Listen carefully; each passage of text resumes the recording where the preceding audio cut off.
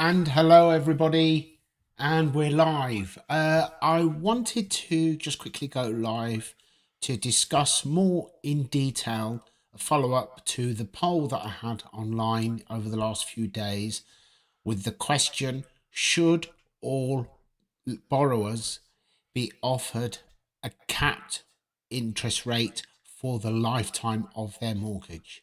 I prefer capped rather than a fixed rate for the entire duration, 25 years or whatever it may be, because if it is capped, then it cannot rise above a pre agreed rate, but it can fall below it. Whereas if it is fixed, that's what you'll pay for the duration.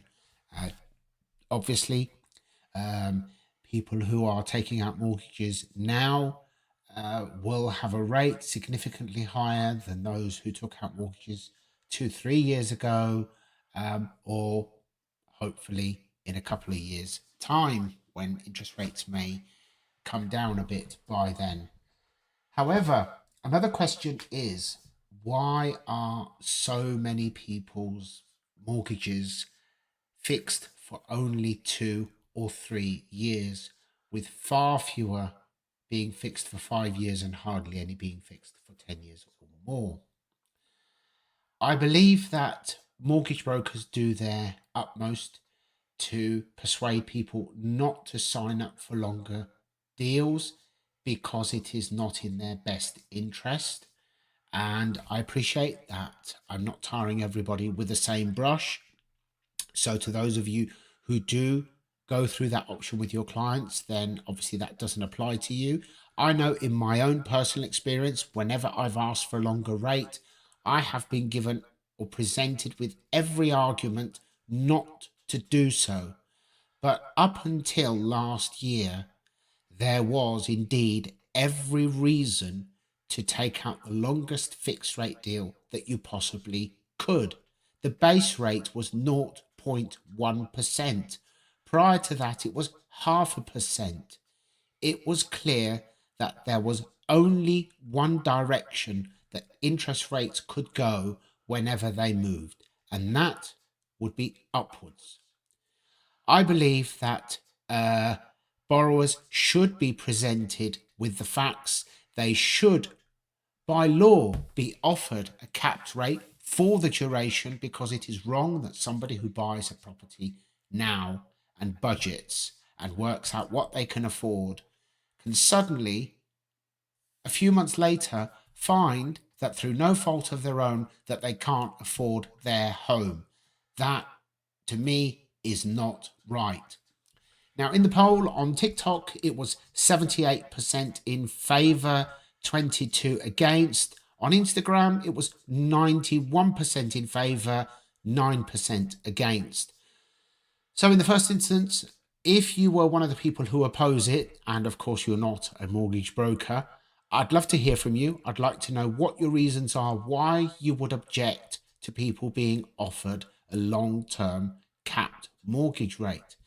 Obviously, that must go hand in hand with some sort of legislation that prevents the lenders from clawing back a lot of money from you in early repayment penalties. Yes, if you sign up for a deal, perhaps there could be a reasonable repayment if you settle early because your life changes. Who can plan life after all? But it shouldn't be an opportunity for the lenders to exploit people and take as much as they can from them. Since the mortgage crisis began in September last year, I saw early resettlement figures of between 5 and 7%, and that was for 2 or 3 year fixed deals, maximum of 5. Um, that that's not on. I don't agree with that whatsoever. So I'd love to hear your thoughts about that. And again, if you are one of the people who objects to it, please get in touch, because I'd like to know what your reasons are and why you feel that way. And while I'm here, I'd like to cover something that has not received, well, I can say just about no publicity whatsoever. I did hear it mentioned on, I think it was on Charlie Landon's channel the other night by one of his guests. Were you aware that last year the Bank of England conducted a stress test?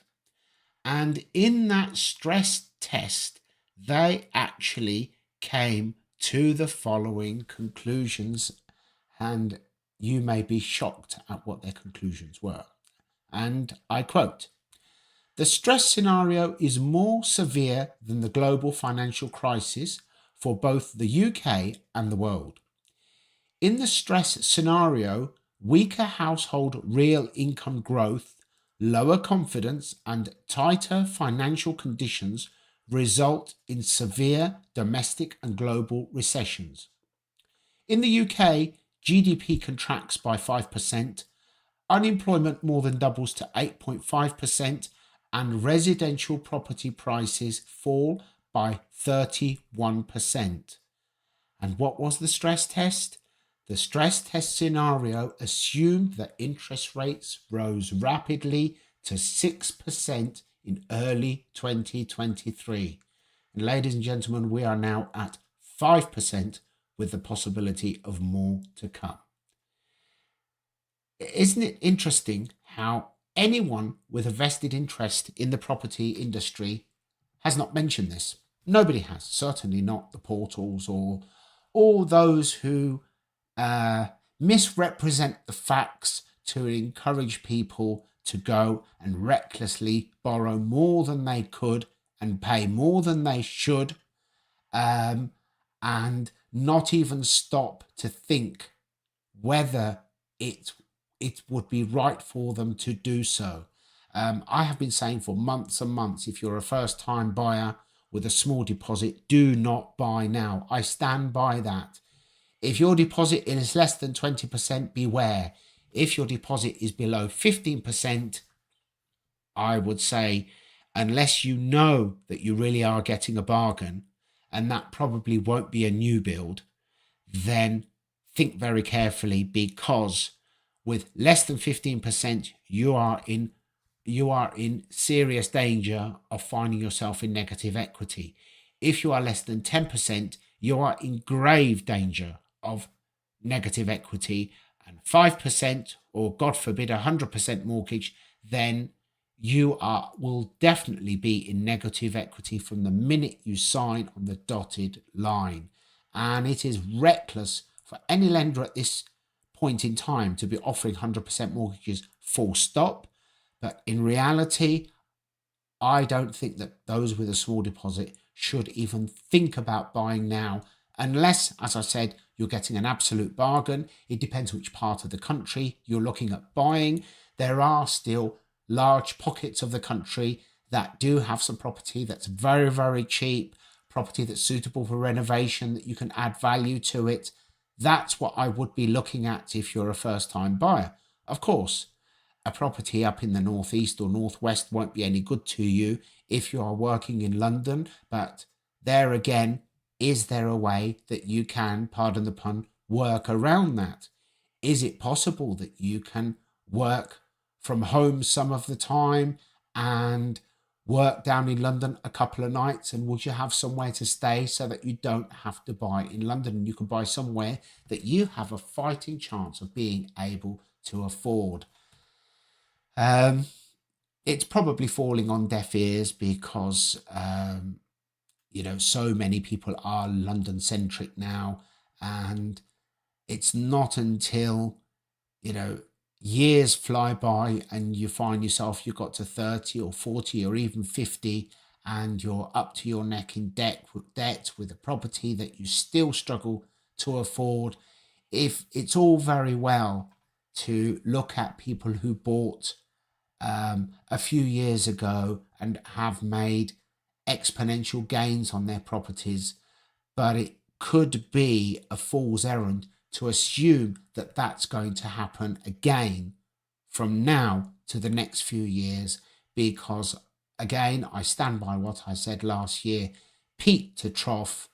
I expect that property prices, once we do reach the trough, will on average be well over 30% lower adjusted for inflation than when we started. And if we take last year's inflation and we're halfway through this year and it's 8.7%. So it wouldn't be unrealistic to actually assume last year for the year was over 10%, and this year for the whole year could be 7 or 8%. Compounded up, it could be pushing 20% inflation from the 1st of January last year to the 31st of December this year. That basically means that any property that is selling, not asking prices, but selling for the same price at the end of this year as it sold at the beginning of last year has effectively fallen by 20%. It's 20% cheaper in real terms. That's before any drop.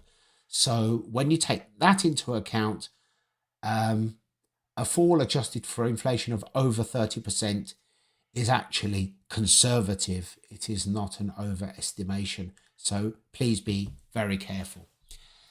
Anyway, I just wanted to just quickly pop in to cover my thoughts on the poll. I am very much in favour of capped mortgages for the duration. If you are against it, if you do have a strong opinion and you have basis in fact for that opinion, please feel free to get in touch and I'd be more than happy to chat to you on camera, off camera, on the phone, or even in person if that's possible. As always, if you have any questions, please feel free to contact me anytime. And